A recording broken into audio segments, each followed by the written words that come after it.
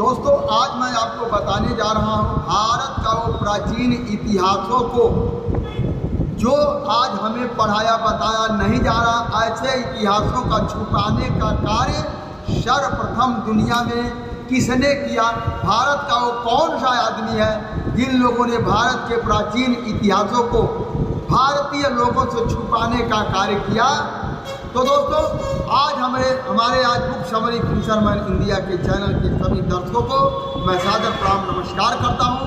दोस्तों, जो आज आप लोग लगातार 58 दिन से आप लोग ये बुक समरी फिशरमैन इंडिया के चैनल को देख रहे हैं, आज हमारा 59वां पार्ट है और इस पार्ट के साथ मैं तो बताने जा रहा हूँ कि भारत का प्राचीन और मूल ग्रंथ के इतिहासों को छुपाने का कार्य सर्वप्रथम कितने स्टार्ट किया।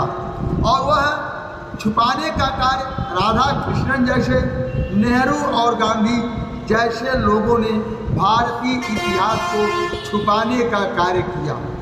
अब इसका मैं प्रमाण पेश करता हूँ कैसे उन लोगों ने छुपाने का कार्य किया। क्योंकि जब भारतवर्ष आज़ाद हुआ, आज़ादी के बाद उन लोगों का कर्तव्य कि पहली बार कुर्सी पर वो लोग बैठे, भारत की सत्ता पर वह लोग बैठे, भारत की सत्ता का कमान उनके हाथ में आया, तो उनका कर्तव्य बनता था कि भारतीय इतिहास को, पुराने इतिहासों को भारत के रहने वाले लोगों को पढ़ाया जाए। जो कि ऐसा उन लोगों ने नहीं किया, तो इसका पाप या दंड का भागी वह लोग हैं जिन लोगों ने इस चीज़ को, रहस्य को छिपाया। तो दोस्तों, आज मैं आप लोगों को बताने वाला हूँ जो तक्षशिला से लेकर के जो आपको दरिया, गंगा दरिया के किनारे तक सड़क का निर्माण करवाने वाला नंद वंश के राजा घनानंद राजा ने करवाया, जिसको आज लोग दुराचारी कहते हैं। लेकिन उस राजा का ऐसा विचारधारा था कि हमें भारत को सोने की चिड़िया बनाना है। भारत में सर्वप्रथम दुनिया में पहला 3000 किलोमीटर का रोड का निर्माण घनानंद राजा, नंद वंश के राजा ने किया। और जहाँ बड़े बड़े देश के लोग, राजा लोग पिरामिड बनवाने में लगे हुए थे, बड़े बड़े पिरामिड वो लोग बनवाने में लगे हुए थे, वहीं भारत का घनानंद राजा ने अपने देश में तक्षशिला से लेकर के गंगा दरिया मुहाने तक उन्होंने सड़क बनवाने का कार्य किया।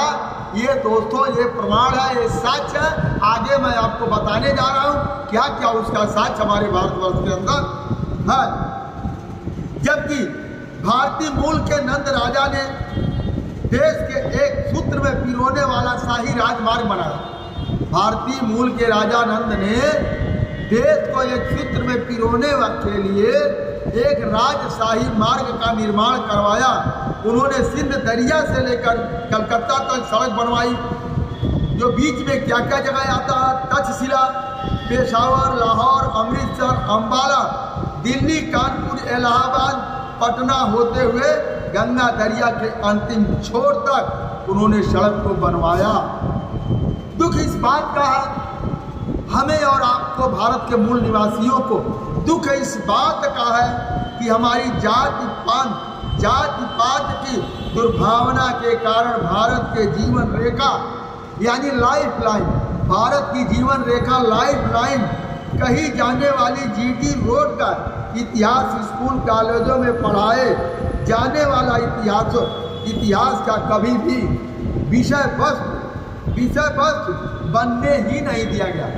यानी भारत का जो मूल इतिहास है, राजशाही मार्ग है, उनको भारत की एक लाइफ लाइन कहा जाता है, उसको भारत के लोगों के लिए भारतीय इतिहास बनने ही नहीं दिया गया।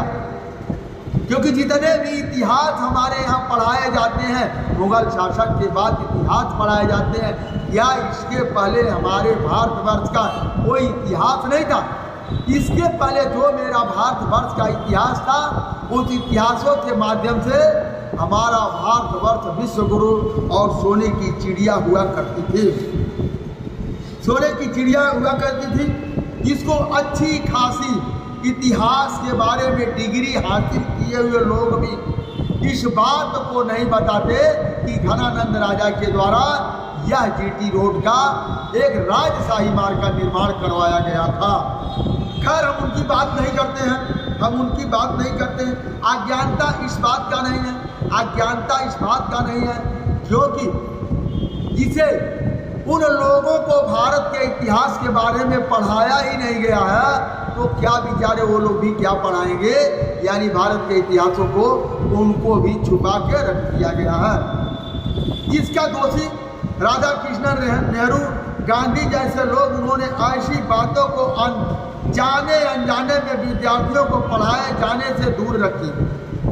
ये जो इतिहास को, जो पुराना हमारा प्राचीन इतिहास को इन लोगों ने सत्ता जब संभाला, उस गद्दी पर बैठा इन लोगों ने भारत का जो प्राचीन मूल इतिहास को पढ़ाना नहीं चाहा और इससे इन लोगों ने भारतीय लोगों से दूरी बना दिया। हमें स्कूल कॉलेज में यह भी बताया गया था कि हुमायूं और बाबर के बीच में एक अफगान राजा हुआ। मैं साक्ष्य पेश करने जा रहा हूँ। अफगान का राजा हुआ शेर शाह सूरी। जो शेर शाह सूरी उसने पेशावर से लेकर कलकत्ता तक सड़क बनवाई। इतना यह दुर्भाग्य की बात है, केवल वह 6 साल के लिए राजा हुआ था। शेर शाह सूरी केवल 6 साल के लिए राजा हुआ करता था और आज हमारे भारत के अंदर क्या दुनिया में सड़क बनाने के लिए इतने संसाधन हाँ, उसके बावजूद भी 3000 किलोमीटर लंबी सड़क को निर्माण नहीं हो पाता है, नहीं बन पाता है। 6 साल में नहीं बन पाता है, जो कि क्या है, वो 6 साल के अंदर उस टाइम मजदूर कार्य करते थे और उस टाइम पर उन्होंने 3000 किलोमीटर लंबा सड़क बनवाया। यही साक्ष्य मिलता है कि यह 100% यह झूठा इतिहास है। ये बिल्कुल झूठा इतिहास है जो भारतीय मूल वंश के राजाओं का इतिहास को छुपाया गया है। ये सिद्ध करता है कि यह बिल्कुल झूठा है।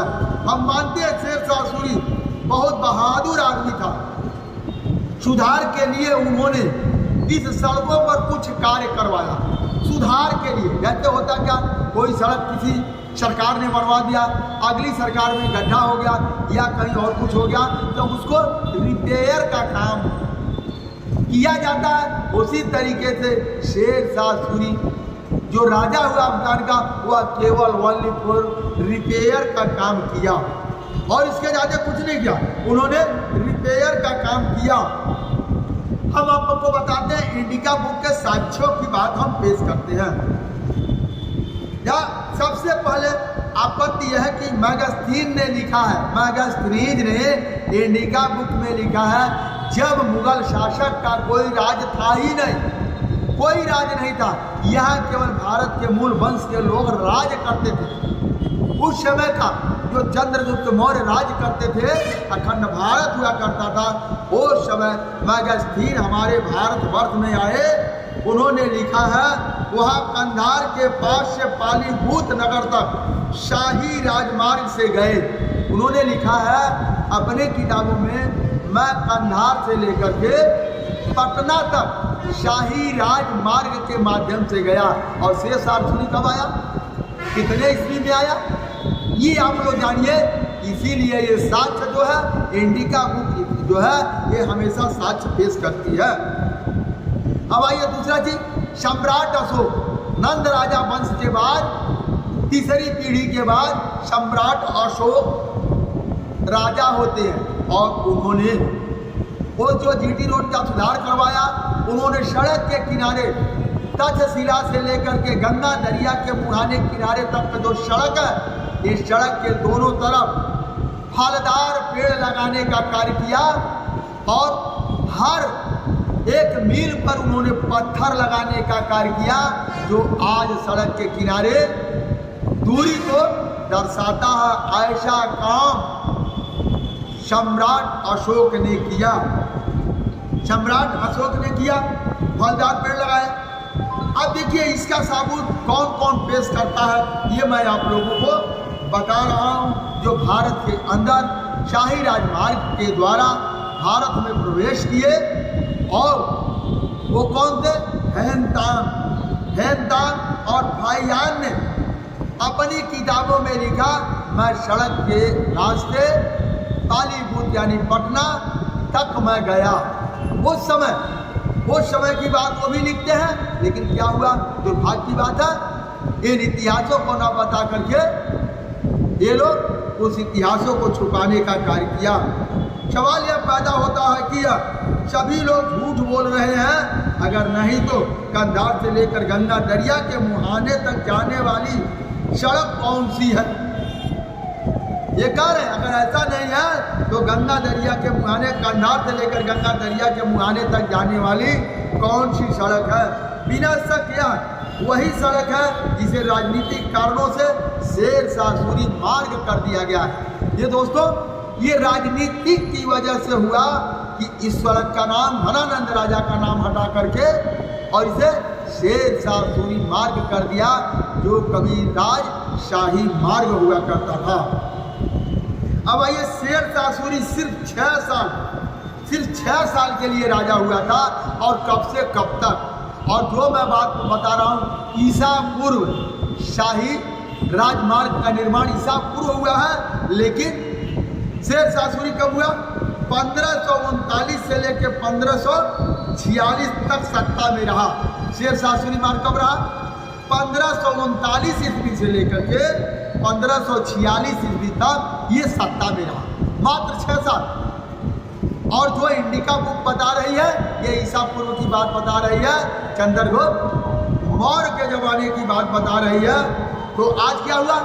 यह आपको प्रमाण मिल गया ये से और उससे क्या अंतर है। आज जब हम 21वीं सदी में जी रहे हैं, हमारे पास सड़क बनाने के लिए अत्याधिक आधुनिक मशीनें उपलब्ध है, अत्याधिक आधुनिक मशीनें उपलब्ध है। इसके बावजूद भी हम 6 साल में 3000 किलोमीटर सड़क का निर्माण हम करवा नहीं पाते हैं। तो सोचिए आप लोग, वो 6 साल में जो राजा बना, 6 साल के अंदर 3000 किलोमीटर सड़क का निर्माण कैसे करवा सकता है? कैसे करवा सकता है? अब आइए हम बात करते हैं उस जमाने में बात क्या चलती थी। उस जमाने में मशीन नहीं था, केवल मजदूर काम किया करते थे, केवल मजदूर काम किया करते थे। महीनों या इलाका बाढ़ से डूबा रहता था, आप लोग ये जानेंगे। वहाँ से लेकर के और गंगा दरिया किनारे तक बारिश के महीने में महीनों तक 3-3, 4-4 महीने डूबा रहता था। उसके बावजूद इस 6 साल के अंदर इतने बड़े सड़क का निर्माण कैसे हुआ? दोस्तों, आप लोगों को जरूर ये मेरा वीडियो पसंद आया होगा, क्योंकि ये साक्ष्यों के साथ है। आप लोग कमेंट बॉक्स में अवश्य ही आप लोग अपना सुझाव दीजिएगा, क्या ये सही है, गलत है, जो भी आपको लगा हो इसे आप सुझाव दीजिएगा। वीडियो आपको पसंद आया होगा, इसको लाइक और सब्सक्राइब करके शेयर करिएगा। दोस्तों धन्यवाद, नमस्कार, जय हिंद, जय भारत।